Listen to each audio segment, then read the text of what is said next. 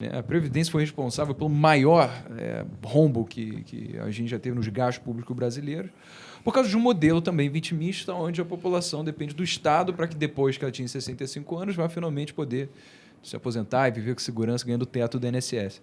Mas, assim, a Previdência Social é outra coisa que foi socializada devido à abrangência da Constituição. Se não existe Previdência Social, eu quero levar essa bola para você aqui, cara. Se não existe Previdência Social, é então a população que deve decidir como vai usar o seu dinheiro, né? Ele vai decidir investir, vai decidir gastar tudo agora. Realisticamente, a gente sabe que educação financeira não é dada na escola. Muitas pessoas não sabem o que é um CDB, né? Talvez não sabem nem o que é poupança.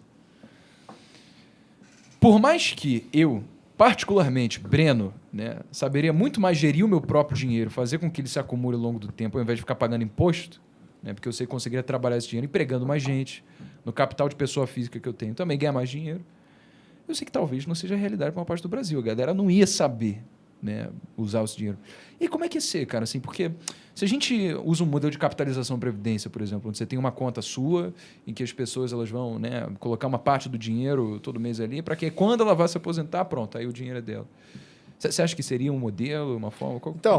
Modelo de previdência, qual que é o bom? É que nem da saúde. Limitações. Cada estado define o seu modelo.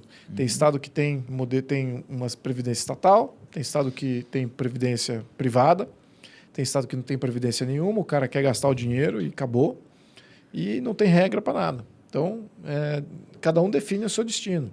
Também não cabe ao governo dizer, coitadinho daqueles fulanos lá, que não sabem tomar conta de suas próprias finanças. Né? Quem é ele, governo, de dizer que os outros não sabem? Né? Então, ele que sabe assume, e o outro é que não sabe. Acho que então, o aí pensamento já cria uma... Porque o brasileiro assume que é o governo que tem que conceder educação e o governo talvez reconheça que a educação que ele dá não é suficiente para que as pessoas consigam gerir suas próprias finanças pessoais, ele acaba criando um problema para solucionar o problema que ele mesmo criou, né? Que é, de fato, atribuir a educação brasileira como algo que tem que ser amplamente dado a todos. Mas a gente entra no outro âmbito também, que é educação não é algo que deveria ser dado pelo Estado, mas somente da iniciativa privada? Sim, absolutamente. Família, não é iniciativa privada. Primeiro, número um, família. Né?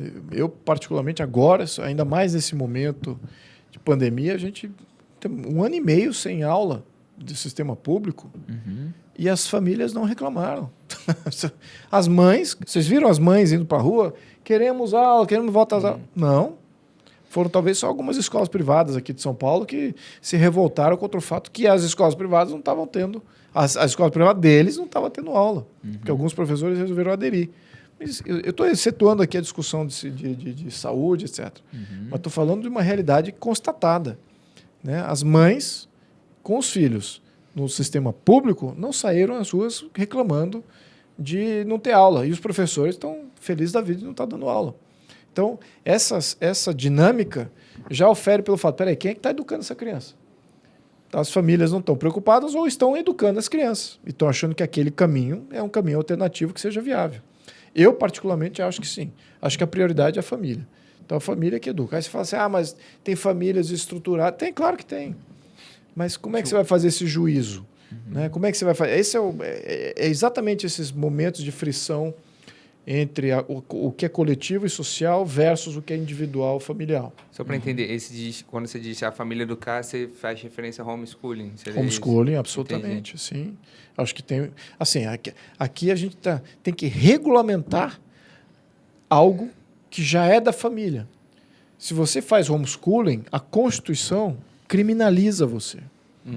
Criminaliza o pai e a mãe.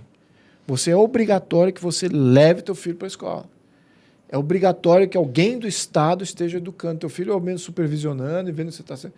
Então, o homeschooling é isso que é incrível. Isso é o cúmulo do estatismo. Você entendeu? Tudo que você for querer fazer, você vai estar violando alguma regra. Ou, se não é permitido, você está violando. E aí, o caso do homeschooling, que é uma coisa extremamente visceral a todo mundo, não faz sentido nenhum eu não poder educar meu filho na minha casa. Isso não faz sentido absolutamente nenhum. E, incrível que pareça, no modelo brasileiro, ele é visto como sendo uma revolta dos conservadores contra o Estado. Claro, porque o Estado foi criado pela esquerda.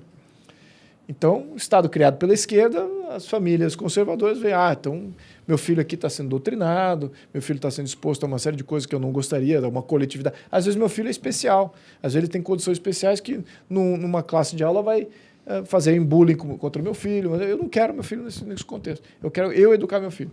Então, eu quero ter esse direito. Muito bem. Nos Estados Unidos era exatamente o contrário. As escolas privadas, lá é tudo privado, não tem escola estatal, mas o mantra era de um contexto mais conservador, e quem optava pelo homeschooling nos Estados Unidos eram os progressistas, eram os de esquerda, eram os socialistas, a pessoa que não queria que o filho se tornasse um padrãozinho conservador, que ia ser um trabalhador da livre iniciativa, ia fazer um empreendimento, ia ser um venture capitalist ou um grande empresário, etc. Então, eles não queriam isso. Então, eles pediam um homeschooling para educar eles de meio que flower child, como eles chamavam, né? Enfim, então, acho que o homeschooling ele vem para dar o direito às famílias, independente do seu viés ideológico, de poder educar seus filhos, que é natural, que sempre foi assim. Sempre foi assim. Até o advento dessa ideia que é a escola. É a escola universal para todos, que é bem recente, viu? Na história da humanidade, é os últimos 300 anos. Né? Então... E que, inclusive, essa pauta de homeschooling, há uns meses atrás, virou manchete em vários jornais, inclusive na The Compass, a gente tem uma matéria exatamente sobre isso. É uma empresa nossa aqui.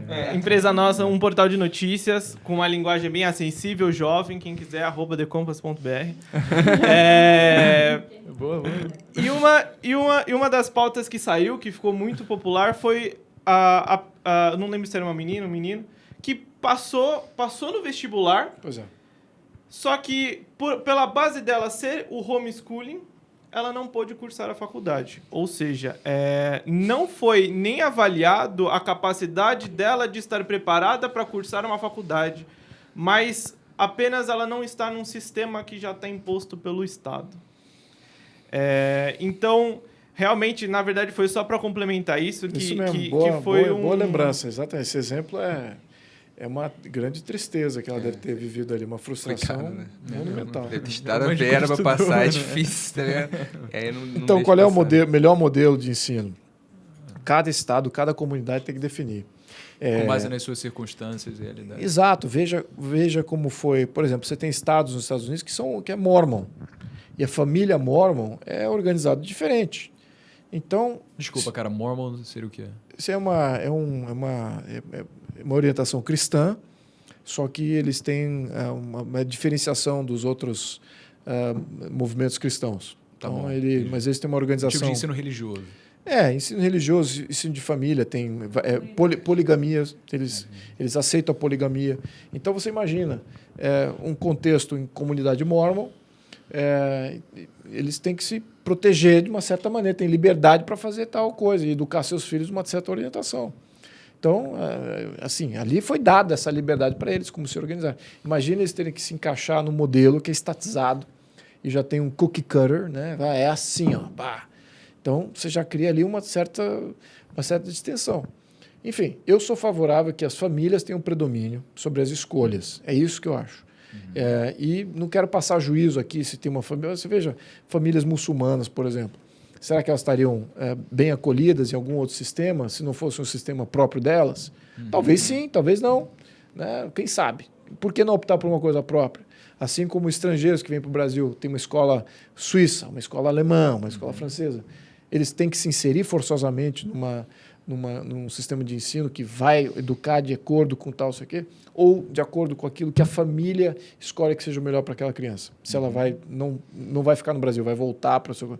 Então, opções é a maior riqueza que você pode dar, também na questão de ensino.